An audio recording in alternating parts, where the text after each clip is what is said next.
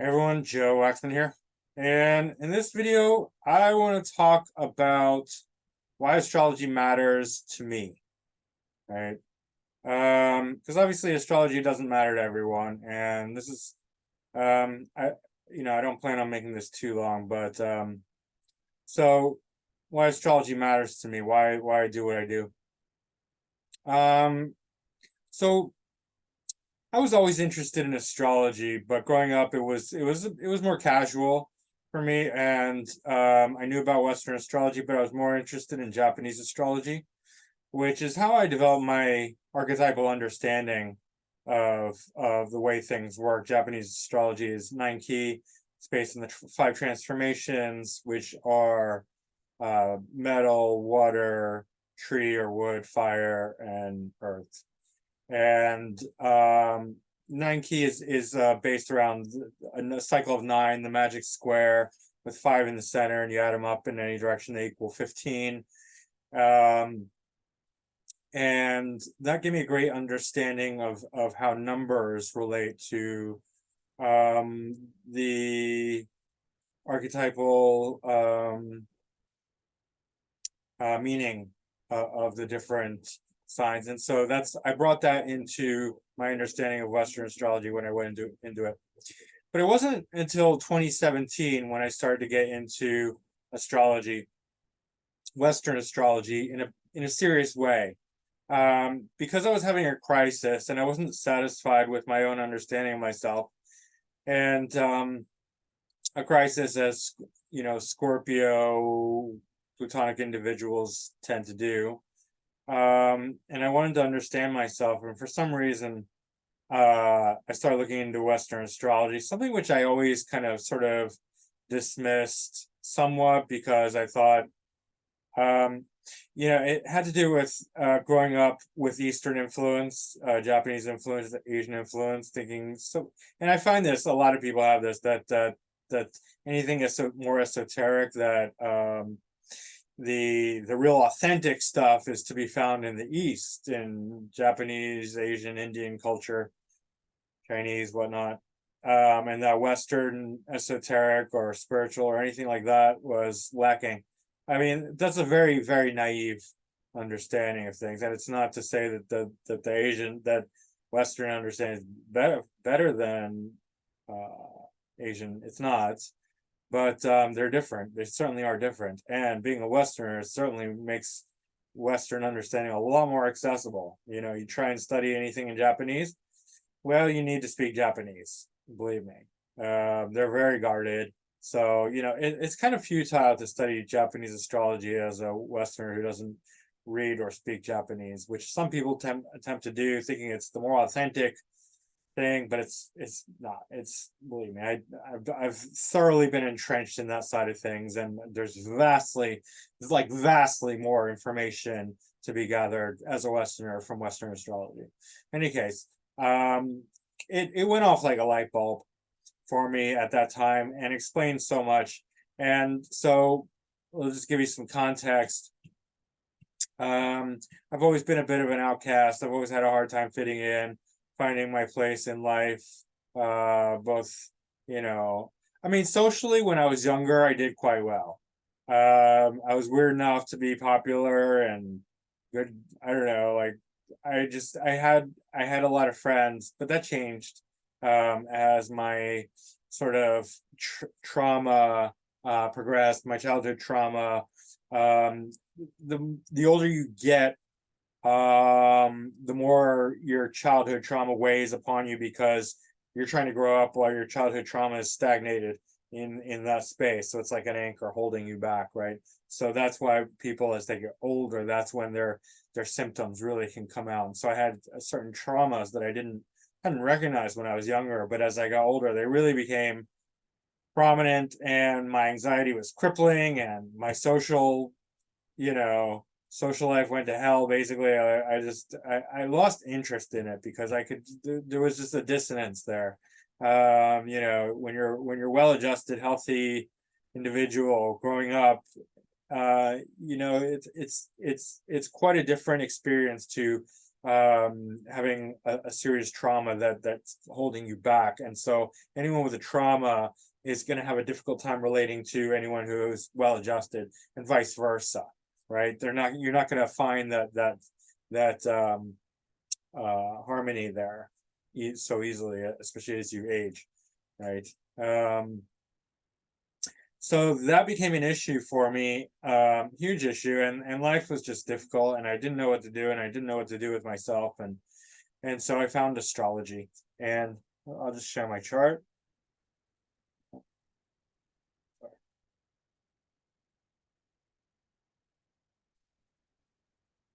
Okay, and so this explained so much to me, because it really helped me understand like who I was, why I was the way I was, and why I was, weird and different. I mean, first of all, trauma.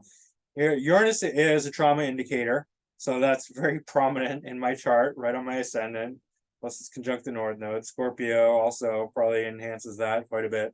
But this is a trauma indicator. This is also indicator of somebody who's very unique and not unique in the sense that somebody wants to be unique or is trying to be unique. It's unique in a way that can't be helped. There's no effort there. It's not like I'm trying to be different or anything like that. I can't be this. I can't be very similar, even if I wanted to. I mean, and then you can look at all these red lines. I'm not going to go deep into my chart. That's not the point of this. The point was that I saw my chart and I studied my chart and I started to understand the way I was, and it helped me tremendously to not take myself so personally, right? Because we tend to do that, and that's one of the great uses of astrology, is that if we can understand why we are the way we are, then we can take ourselves out of this subjective mindset position about who we are and what we are, thinking that like it's our fault, right? That we did something wrong, because that's the normal conclusion, that if you're not succeeding well, if you're having a difficult time, you did something wrong, right? It's your fault. And I'm not saying that astrology should take away personal responsibility. No, ultimately it's up to us to make an effort, no matter what our chart says. But having a good understanding of the difficulties that we came into this world with can really take the pressure off tremendously, about why we're struggling in the way that we're struggling, what our troubles are, where our weaknesses are, where our strengths are, what we need to grow. It brings awareness to all that. So that, in essence, is why astrology matters. You can see a lot of red here, red squares. My Mars, which is my ascendant lord, is squared the nodes, right? Saturn square Uranus a little bit here. I got a inconjunct between North Node and Uranus, and I was thinking about making a video on the inconjunct, because I finally understand it in a way that nobody else I've come across has explained it. And I'm going to save that. I'm going to do a whole separate video on the inconjunct. I probably said it before, but I'll make a video about what it really means, because I think I understand it now. But there's that, and then there's the square between Saturn and Chiron, and then my sun is caught up in there. So there's a lot of challenges in my chart. South node to Neptune opposite Venus and Sun. But there's a lot of strengths too, right? In any case, that's not the point there. Just to say that this is why astrology matters, that if we can understand ourselves, then we can be objective about ourselves. And objectivity is the point, is what I'm trying to get at. Being objective about who we are is extremely important, because then we don't take ourselves so personally. And not taking yourself so personally is a huge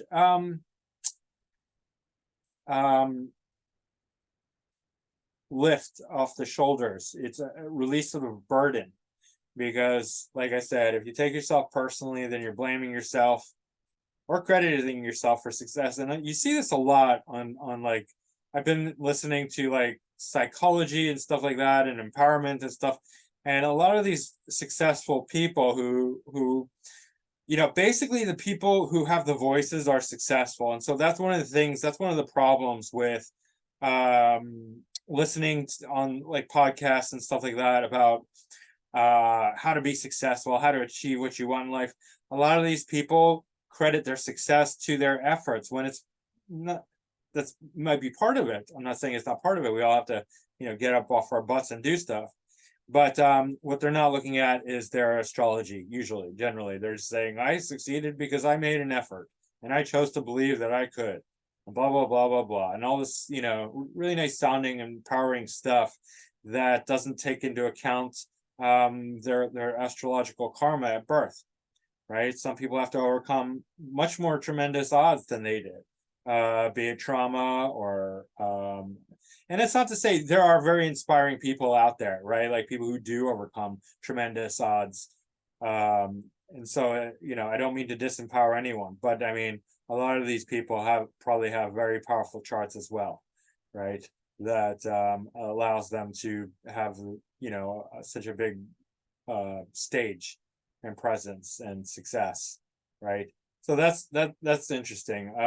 That's one of the uses of astrology is really seeing yourself in relation to other people. And let's see here. Okay, so 27. I thought I'd pull up the chart, the transit chart for 2017, and one of the really interesting things. So this is when I like when I started to realize that I was always known. I want to preface this. I was always known as an astrologer before then, but I hadn't taken it seriously enough to the point where I said I want to be an astrologer. And this at 2017, I was like, okay, I want to study this full time and really devote myself to this. But you can see that Pluto was moving into a trinal relationship with my moon, just past Jupiter and just before Mercury, right? And Mercury, well, the Mercury here that's not really significant because that's a fast transit. So you just want to look at the outer planets, the slower moving ones. They're going to be far more impactful. And Pluto, as we know, is the co-ruler of Scorpio, and Scorpio is, it's my ascendant. So Pluto is a very powerful planet for me, obviously. So yeah, Pluto is activating my moon and my Jupiter and Mercury in a very harmonious way. And so that, I believe, was the main impetus for my astrological awakening, right? Like I said before, it was awake, but not to this extent. I was known as being an astrologer, somebody who was really, astute, had an astute understanding of astrology and a keen interest, but it was a hobby for me, right? So that's interesting. You can look at Pluto transits and see where it's going to be harmonious, where it's going to be disharmonious with your natal planets, and derive meaning from that. A harmonious trine plus Pluto trine my Venus and Sun. It's not super tight, but it's there natally. So the trinal relationship is definitely going to be a helpful transit for Pluto. In regards to anything related like astrology, occult, psychology, science, research, therapy, any of the thinking side of the penetrating thinking side of Scorpio. The Mars is more the physical. Not that Mars can't be intellectual, it can, but Pluto is very purely intellectual, right? It's the mastermind and it wants power and control. It's sort of like an old man who's, the old puppet master type thing. In any case, so that's what happened to me. And I'm sure there's many more, points that could be made about why astrology is important. That's the main thing, and then the other thing is that, okay, so the other half is, so the first part is, why is astrology important? The second part is, or why does astrology matter? The second part is why does astrology not matter? Why astrology doesn't matter, right? Astrology doesn't matter because if you study spirituality, then it's all fruitless, right? If you study authentic spirituality like Zen or Advaita Vedanta, nothing really matters. I mean, it doesn't. Like in the big scheme of things, it's all like fleeting Maya nonsense. It's just all play. It's all Leela. It's all God's play, and then you just get tired of the game, and so nothing really matters as your ego sort of exhausts itself. And just to put that into context, the ego is like this thing where we have to pull it together. We have to pull our ego together and form it into like the shape, right? And then we go out in the world with our ego. And if we get validated, then we can keep going with our ego and say, I'm something, I'm a success, I'm a big man. If we get crushed, which Plutonic, Scorpionic people regularly tend to do, not necessarily, not always, they're very successful Plutonic, Scorpionic, 8th house individuals who don't get nearly, they get to keep their ego because they get validated, right? But a lot of ego Scorpionic, anyway, regular people without Scorpio also get their ego crushed. When your ego gets crushed, you have an ego death, and you sort of give up and die and like, forget, nothing matters. Then you got to pull your ego back together again, reform it, right? And that's difficult work, but it needs to be done. And the thing is that every time you die symbolically, every time you have an ego death, you have less ego to work with, and so you're pulling together like less and less bits and pieces of ego, trying to form it into something coherent that can work in the world. And eventually, hopefully you do, or otherwise you're going to drown yourself in misery and sorrow, drugs, alcohol, sex, and blah, blah, and just die young, which a lot of people do anyway, or you're going to pull it together and find a reason to keep going and to keep, acting like things matter. But if the trajectory, once you understand the whole trajectory, which you tend to do if you're pulled towards authentic spirituality, you see that it's a losing battle. You see that it's all fleeting.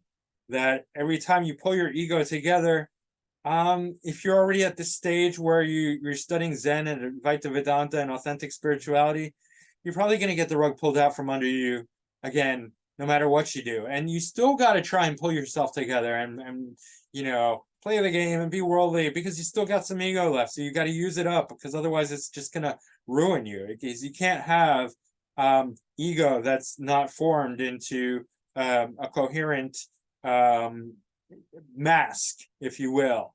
Because otherwise it's just dark debris that's going to drag your subconscious mind into the gutter. And you're just like, fucking getting drunk, I mean, that happens, but hopefully not permanently. You got to pull yourself out of that, because that's worse. That's far worse than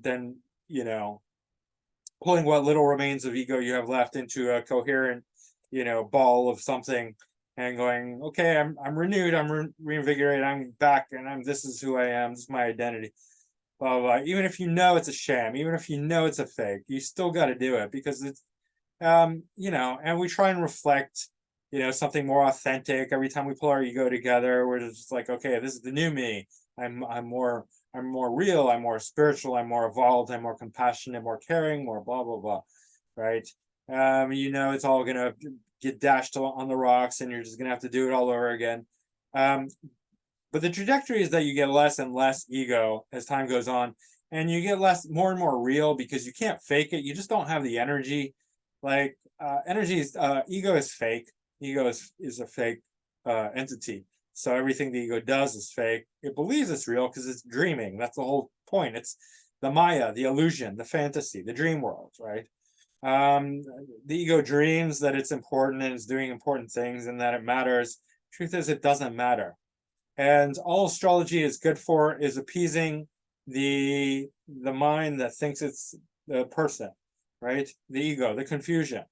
So astrology is good for that. Astrology is good for, not taking yourself personally, not worrying, because you can see, like, so I was like, oh, I'm such a mess, I'm such a bad person, I'm doing all the wrong things, I'm terrible. And then I look at my astrology and I'm like, oh, okay, this is why I'm the way I am, this is why this is why that. Okay, I feel much better about myself now. It's not something I can change. Uranus was in this position, Jupiter, South Node, Mercury, Sun, Venus, all of it were in the positions in the sky. That's not personal. It's got nothing to do with me.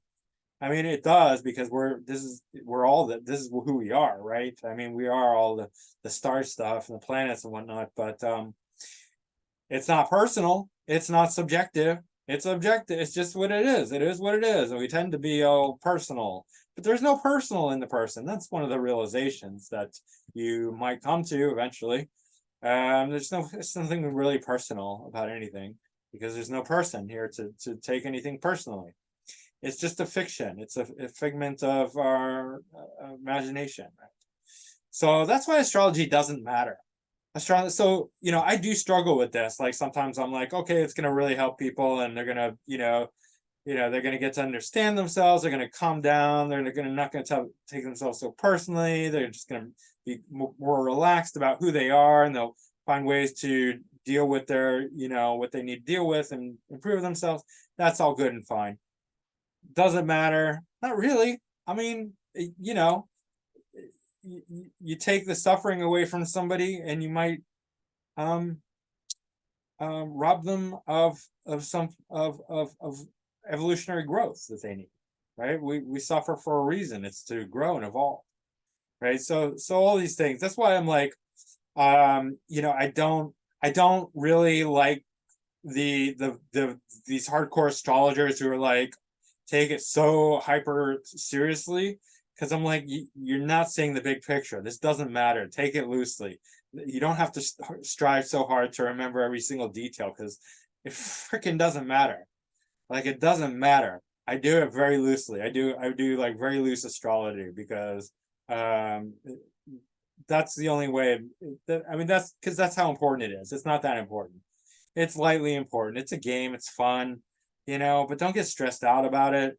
And in doing so, and being very relaxed about it, I can come up with some pretty, keen insights that other people don't have, right? Like, what does this in conjunct mean between Mars and Uranus? I haven't heard a good explanation about that. I'm going to make another video. Like I said, I'm not going to spoil it for you. I've already talked about it, like I said, but I'm going to go over it in more detail. Lastly, I want to bring up something which I saw on the internet. Kurt Cobain. This is my Facebook. Okay, so here we have a photo. Rock photo gallery. This is a photo that just came up on my feed.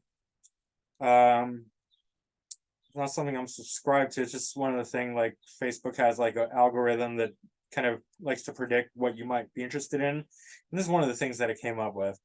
Considered one of the most beautiful rock photographs ever, Ian Tilden shot as a real foray into Kurt Cobain's evil. They call it evil. I mean, it's kind of a funny choice of word, internal suffering as evil. Anyway, it was taken on September 22nd, 1990. During some rehearsals, Kurt smashed his guitar against the amplifier and then escaped backstage to release all his emotions, anger, frustration, and pain. Tilton immortalized all the imperfect, vulnerable humanity of an artist. And you can see the pain and the anguish and the suffering and the depth of feeling of Kurt Cobain. He was a childhood hero of mine, because I grew up when, I was 15 when Nirvana broke the scene with Smells Like Teen Spirit. Smells Like Teen Syrup. Smells Like Maple Syrup. No. Smells Like Teen Spirit.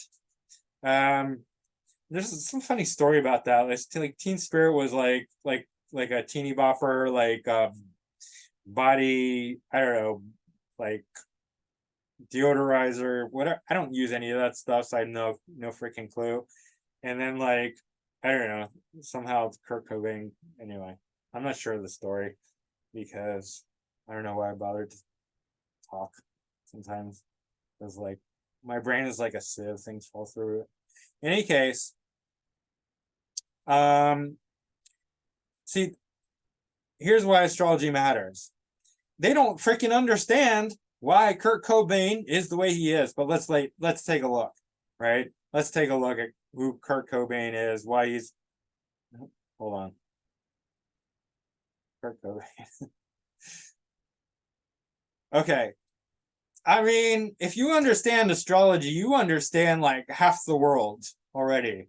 Like you just know, like, okay, this is why everything is the way it is. Okay, like, and if you understand it really well, like I don't even I'm not even I'm not a great astrologer. Like I don't claim to be, I don't need to be, I don't even want to be. It's not something that I care about that much. If I understand it well enough to explain, you know, pretty much, most of the things that I can care about, then good, good enough. Good enough. I'm interested in other things too, right? But we can see like so much water. Kurt Cobain has so much water. Scorpio, Pisces, Cancer. And then he's got the Virgo ascendant with Uranus conjunct Pluto. I mean, I have Uranus conjunct the ascendant. Maybe that's why I resonate with him so much, but he's got Uranus and Pluto. And it's opposite Chiron and Venus and Saturn and Mercury, right? Sun's a little farther out. But yeah, I mean, depth, pain, depth of feeling, water. And then the intensity of the Uranus and Pluto. Pluto really brings somebody in. First of all, Uranus is a sign of trauma, so there's definitely trauma in his chart. Trauma in he's holding trauma. And then Pluto. Pluto's very destructive. Pluto's very deep, powerful, and Pluto really brings you in touch with your own darkness, right? Your own shadow. You cannot hide if you have a prominent Pluto. You cannot hide from your own deep, dark demons, subconscious. And so, of course, he was tortured. I mean, and it's like, if you don't have astrology, you don't fucking get it. You don't get it if you don't know astrology. You're just like, oh, Cobain is a torturer, but you don't know why. And you don't know who will be in advance. But I mean, everyone's like blind. Like, so astrology gives you eyesight. Astrology gives you vision. It allows you to see things. And most of the world doesn't see shit. They don't see anything. They don't know what they're talking about because they don't know astrology, right? They don't know what the planets are doing. And it's not like astrology is like out of left field. Like these are big, freaking huge, massive beings in the sky. And yes, they are influencing us. And yes, the ancients called them gods. They are gods. These are the gods. These are what the gods are, these are how the gods are translating themselves through us. We were born at a certain time. It works. It's real. There's no two ways about it. I mean, and yes, tropical is the most accurate zodiac. And I'm sorry to disappoint siderealists, but sidereal just doesn't add up. It just doesn't work. And I'm not going to even entertain people who say it does. I mean, okay. I mean, that might be a bit dogmatic. I'm sure that it can work for some things, but not for the kind of astrology that I do. I'll just put it in that sense. Like, if you find a different way, I mean, I'm sure there's plenty of good sidereal. But for the kind of astrology that I do and that I'm interested in, it's tropical all the way, right? And yeah, sidereal doesn't even add up. I mean, it's weird. It's like the constellations don't fit into 30-degree packets. But the seasons do, right? Vernal equinox, autumnal equinox, the solstices, that's all perfect geometry. But the constellations, they don't give a shit about geometry. They're all like all over the place, overlapping, 15 degrees, 40 degrees, 60 degrees. They don't care about 30-degree nice even quadrant. They're not, you're gonna have a very uneven. If you use sidereal, you have to have a very uneven starting and stopping points for each sign. And then you have 13 because Ophiuchus. So you can't even have the nice harmony that you have. So it's not even, it's a different animal altogether. So like, I don't even know why people compare it. It's like, if you want to do sidereal, fine, go do your own thing. Like, we're not even talking about the same things, right? And This astrology didn't start in India anyway. So I mean, I love India. I love Indian spirituality, but Indian astrology, it's a little, if I'm being really honest, it's a little hack.